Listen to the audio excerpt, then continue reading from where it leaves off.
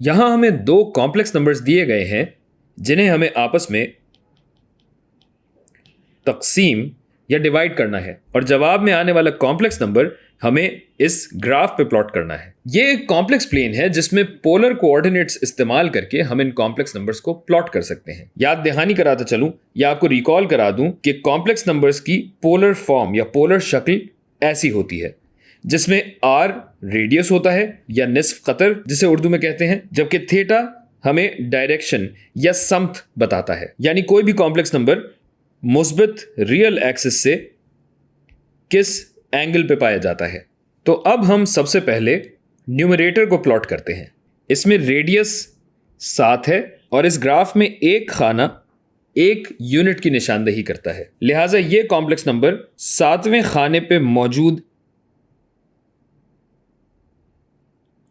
इस पूरे दायरे पे कहीं भी बन सकता है। यानी हमें थीटा या समत चाहिए होगी जो कि है 7 पाई बटा 6 रेडियंस, और हम जानते हैं कि पाई रेडियन होता है 180 डिग्री, और हम ये जानते हैं कि पाई रेडियन होता है 180 डिग्री। तो इसे रेडियंस में तब्दील करने के लिए हम 180 से ज़रब देते हैं, ये हो गया 6 तिये 18 यानी ये 30 हो जाएगा, और आपका थीटा बनता है 210 डिग्री। इस ग्राफ पे हर लकीर 15 डिग्रीज की निशानदेही करती है। तो ये होगा 15 डिग्री, 15 और 15 30, 45, 60, 75 और ये 90। इस तरीके से हम 180 तक पहुंचते हैं जो कि यहां है। ये पूरा एंगल 180 जमा 15 195, और 195 जमा 15 होगा 210। यानी ए इस लाइन पे होगा, और चूंकि रेडियस 7 यूनिट है तो ये यहां आएगा इस तीसरे खाने में, जिसे हम थर्ड क्वाड्रेंट भी कहते हैं। और अब इस लकीर को अगर मैं ओरिजिन से जोड़ दूं तो ये आ गया ए। इसी तरह हम डिनोमिनेटर को भी प्लॉट करेंगे जिसमें ये सब 1 से ज़रब दिया जा रहा है, लिहाजा रेडियस बनेगा 1, जबकि थीटा है 7 पाई बटा 4 रेडियंस। तो यहां भी वही करेंगे कि पाई रेडियंस मुझे पता है 180 डिग्री होता है, यहां भी डिग्री लगा देता हूं, लिहाजा ये थीटा बनेगा 4 चौक 16, 4 पंजे 20, 45 ज़रब 7 आता है 315 डिग्री। तो ए तक हमें पता है 210 डिग्री है, जबकि यहां तक 270 डिग्री हो जाता है।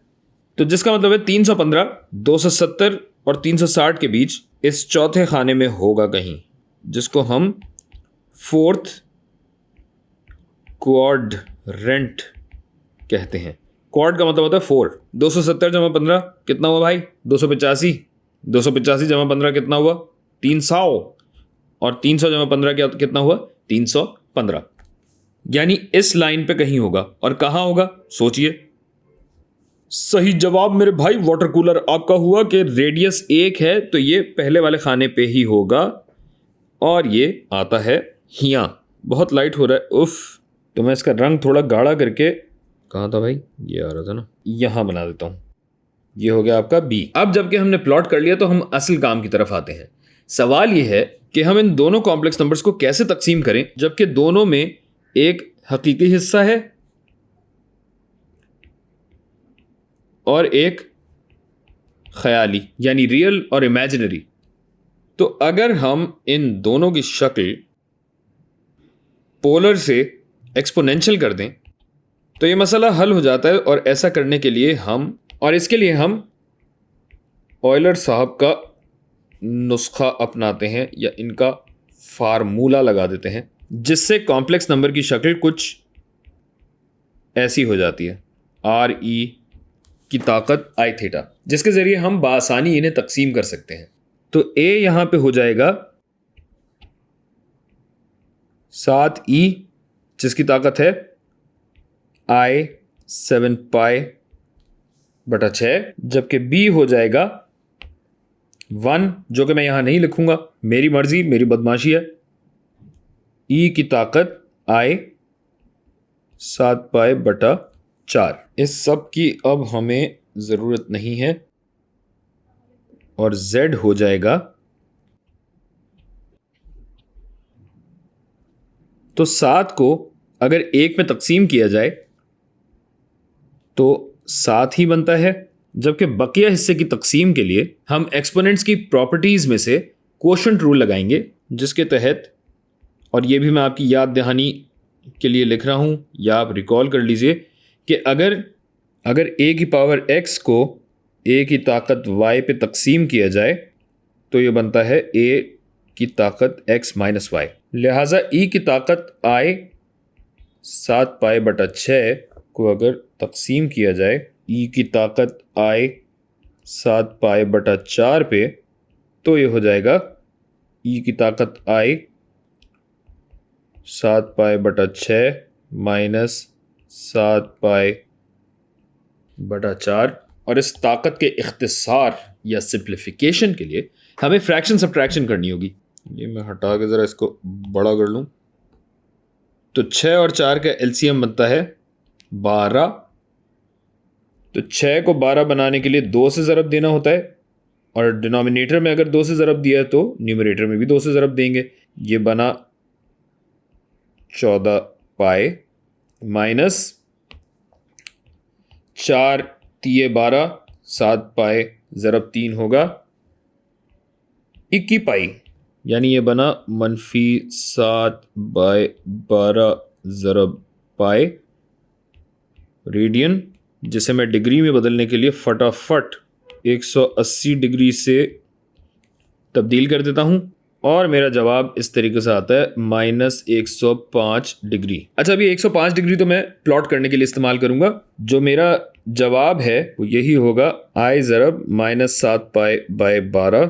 वो थोड़ा बदसूरत लग रहा है, तो इसको मैं यहाँ ले आता हूँ और ये सारा आ गया यहाँ। तो हमारा कॉम्प्लेक्स नंबर अपनी एक्सपोनेंशियल शक्ल में ऐसे बनता है, जो कि ओरिजिन से 7 खाने दूर वाले दायरे पर, इसे मैं पूरा नहीं बना रहा, ये a भी 7 पे ही है, -105 डिग्री की सिम्त में बनेगा। अब -105 डिग्री का मतलब है कि हम इस एक्सिस से घड़ी के मुखालिफ सिम्त नहीं जाएंगे, क्योंकि मनफी है। हम अब दूसरी सिम्त में, यानी घड़ी के सिम्त में या क्लॉकवाइज डायरेक्शन में घूमेंगे। तो ये हो गया -90, और -90 -15, ये आपका 105 डिग्री इस लाइन पे कहीं होगा।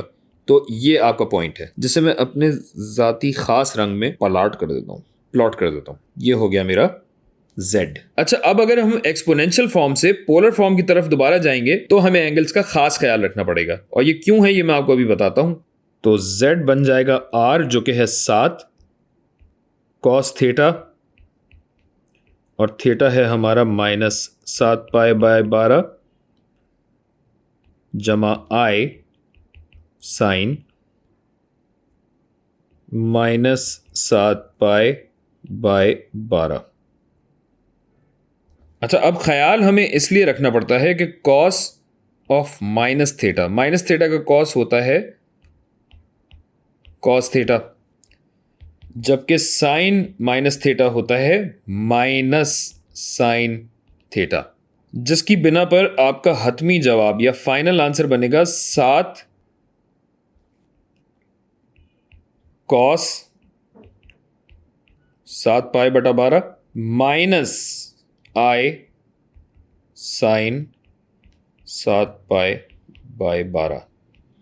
और इसे समझने के लिए ट्रिग्नोमेट्री ज़रा दोबारा देख लीजिए, और मैं तो हमेशा कहता हूँ मेरी बात पे भरोसा ना करें, इसे प्लॉट करके देख लें और तस्दीक कर लें कि आंसर सही आ रहा है या नहीं आ रहा। मिलते हैं अगली वीडियो में। खुदा हाफिज।